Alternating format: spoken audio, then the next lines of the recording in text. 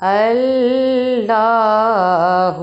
جل جلالہ، اللہ جل جلالہ، تیری شان اما نوالہ، اللہ جل جلالہ۔ اعوذ باللہ من الشیطان الرجیم، بسم اللہ الرحمن الرحیم۔ اللہم صلی علی سیدنا و مولانا محمد وعلی آلہ وصحبہ وبارک وسلم۔ معزز ناظرین، پروگرام ٹریگر آف نالج میں آپ سب کو خوش آمدید۔ اللہ رب العزت کے فضل و کرم اور آقا علیہ الصلوۃ والسلام کے نلائن مقدسہ کے صدقے سے ایک بار پھر آپ کی خدمت میں حاضر ہوں۔ آج کی نشست میں ہم ماہ شعبان المعظم کی فضیلت پر گفتگو کریں گے، اور ماہ شعبان المعظم کی فضیلت پر گفتگو جس کتاب سے میں کروں گی وہ یہ ہے، اس کو تحریر فرمایا ہے عزت مآب قبلہ شیخ الاسلام محمد طاہر القادری مداظلہ العالی نے۔ آغاز کرتے ہیں ماہ شعبان المعظم کی فضیلت۔ ماہ شعبان المعظم کی فضیلت ہم احادیث مبارکہ کی روشنی میں بھی بیان کریں گے، اور ائمہ سلف صالحین کے ارشادات اور ان کے معمولات پر بھی بات کریں گے۔ حضرت عائشہ صدیقہ رضی اللہ تعالیٰ عنہا سے مروی ہے کہ حضور نبی اکرم صلی اللہ علیہ وآلہ وسلم شعبان سے زیادہ کسی اور مہینے میں نفلی روزے نہیں رکھتے تھے۔ آپ صلی اللہ علیہ وآلہ وسلم شعبان کا سارا مہینہ روزے رکھتے تھے۔ صحیح مسلم کی روایت میں ہے کہ آپ صلی اللہ علیہ وآلہ وسلم چند دن چھوڑ کر شعبان کا پورا مہینہ روزے رکھا کرتے تھے۔ یہ حدیث متفق علیہ ہے۔ حضرت عمران بن حسین رضی اللہ عنہما بیان کرتے ہیں کہ رسول اللہ صلی اللہ علیہ وآلہ وسلم نے ان سے یا کسی اور شخص سے فرمایا، کیا تم نے شعبان کے درمیانی دن کا روزہ رکھا ہے؟ اس نے عرض کیا، نہیں۔ آپ صلی اللہ علیہ وآلہ وسلم نے فرمایا، جب تم عید الفطر کر لو تو تم اس کے بدلے میں 2 روزے رکھنا۔ یہ حدیث متفق علیہ ہے اور مذکورہ الفاظ صحیح مسلم کے ہیں۔ حضرت عائشہ صدیقہ رضی اللہ تعالیٰ عنہا فرماتی ہیں کہ رسول اللہ صلی اللہ علیہ وآلہ وسلم کو تمام مہینوں میں سے شعبان کے روزے رکھنا زیادہ محبوب تھا۔ آپ صلی اللہ علیہ وآلہ وسلم شعبان کے روزوں کو رمضان المبارک سے ملا دیا کرتے تھے۔ اسے امام احمد، ابو داؤد اور نسائی نے روایت کیا ہے۔ حضرت ام سلمہ رضی اللہ عنہا سے روایت ہے کہ حضور نبی اکرم صلی اللہ علیہ وآلہ وسلم شعبان کے علاوہ سال میں کسی مہینے کے پورے روزے نہیں رکھتے تھے، اور آپ شعبان کے روزوں کو رمضان سے ملا دیا کرتے تھے۔ اسے امام ابو داؤد اور بہقی نے روایت کیا ہے۔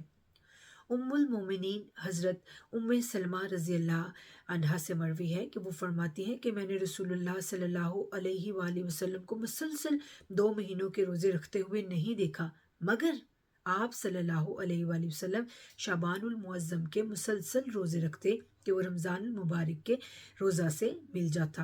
اسے امام احمد بن حنبل اور نسائی نے روایت کیا ہے۔ مذکورہ الفاظ امام نسائی کے ہیں۔ حضرت اسامہ بن زید رضی اللہ تعالیٰ عنہ سے مروی ہے کہ میں نے حضور صلی اللہ علیہ وآلہ وسلم کی خدمت اقدس میں عرض کیا، یا رسول اللہ، میں آپ کو سب مہینوں سے زیادہ شعبان المعظم میں روزے رکھتے دیکھتا ہوں، اس کی کیا وجہ ہے؟ آپ صلی اللہ علیہ وآلہ وسلم نے فرمایا، رجب اور رمضان کے درمیان یہ وہ مہینہ ہے جس سے لوگ غافل رہتے ہیں۔ یہ وہ مہینہ ہے جس میں بندوں کے اعمال رب العالمین کے حضور پیش کیے جاتے ہیں، سو مجھے پسند ہے کہ میرا عمل حالت روزہ میں بارگاہ ایزدی میں پیش کیا جائے۔ اسے امام احمد بن حنبل، نسائی، بزار اور ابن ابی شیبہ نے روایت کیا ہے۔ حضرت ابو ہریرہ رضی اللہ تعالیٰ عنہ سے روایت ہے کہ حضرت عائشہ رضی اللہ تعالیٰ عنہ نے صحابہ کرام رضوان اللہ علیہم اجمعین سے بیان کیا، حضور نبی اکرم صلی اللہ علیہ وآلہ وسلم جو ہیں وہ پورے شعبان کے مہینہ میں روزہ رکھتے تھے۔ تو انہوں نے کہا، میں نے عرض کیا، یا رسول اللہ، تمام مہینوں سے زیادہ آپ کو شعبان میں روزے رکھنا زیادہ پسند ہے؟ آپ صلی اللہ علیہ وآلہ وسلم نے فرمایا یقیناً اللہ تعالیٰ اس سال میں ہر ایک مرنے والے کی موت کو اسی مہینہ میں لکھتا ہے، لہٰذا میں پسند کرتا ہوں کہ حالت روزہ میں میرا وصال نامہ لکھا جائے۔ اسے امام ابو یعلا نے روایت کیا ہے اور منظری نے بیان کرتے ہوئے کہا ہے کہ اس کی اسناد حسن ہے۔ حضرت انس بن مالک رضی اللہ تعالیٰ عنہ فرماتے ہیں کہ جب ماہ رجب کا آغاز ہوتا تو رسول اللہ صلی اللہ علیہ وآلہ وسلم دعا فرماتے، اے اللہ ہمیں رجب اور شعبان میں برکت عطا فرما اور ہمیں رمضان نصیب فرما۔ سبحان اللہ۔ اسے امام طبرانی، بیہقی اور ابو نعیم نے روایت کیا ہے۔ امام حیثمی نے کہا ہے کہ اس میں ایک راوی زائدہ بن ابی الرکاد ہے جس پر کلام ہے مگر اسے ثقہ قرار دیا گیا ہے۔ آئمہ سلف صالحین کے ارشاد و معمولات کی طرف بڑھتے ہیں۔ حضرت عمار بن یاسر رضی اللہ تعالیٰ عنہ کی آزاد کردہ لونڈی لؤلؤ کہتی ہیں کہ حضرت عمار رضی اللہ تعالیٰ عنہ شعبان کے روزوں کے لیے ایسے ہی اہتمام کرتے جیسے وہ رمضان کے روزوں کے لیے اہتمام کرتے تھے۔ اسے علامہ ابن الجوزی نے بیان کیا ہے۔ حضرت سلمہ بن کہیل رحمۃ اللہ علیہ فرماتے ہیں کہا جاتا تھا کہ شعبان قرآن مجید کی تلاوت کرنے والوں کا مہینہ ہے۔ اسے علامہ ابن رجب الحنبلی نے بیان کیا ہے۔ حبیب بن ابی ثابت شعبان کے آنے پر کہتے تھے کہ یہ قرآن مجید کے قاریوں کا مہینہ ہے۔ اسے علامہ ابن رجب الحنبلی نے بیان کیا ہے۔ عمر بن قیس الملائی شعبان کے آنے پر اپنی دکان کو تالا لگا دیتے اور شعبان اور رمضان میں تلاوت قرآن کے لیے خود کو مکمل طور پر فارغ کر دیتے۔ اسے علامہ ابن الجوزی اور ابن رجب الحنبلی نے بیان کیا ہے۔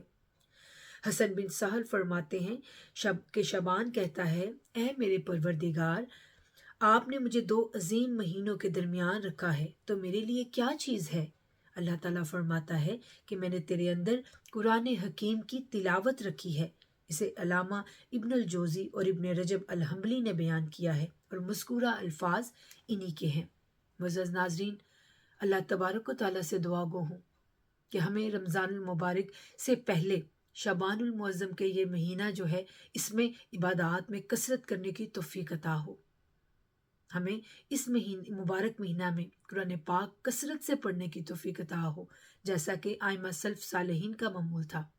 ہمیں اس مہینہ میں کثرت سے روزے رکھنے کی توفیق عطا ہو جیسا کہ آقا علیہ الصلوۃ والسلام اور جمیع صحابہ کرام رضوان اللہ علیہم اجمعین کا معمول تھا۔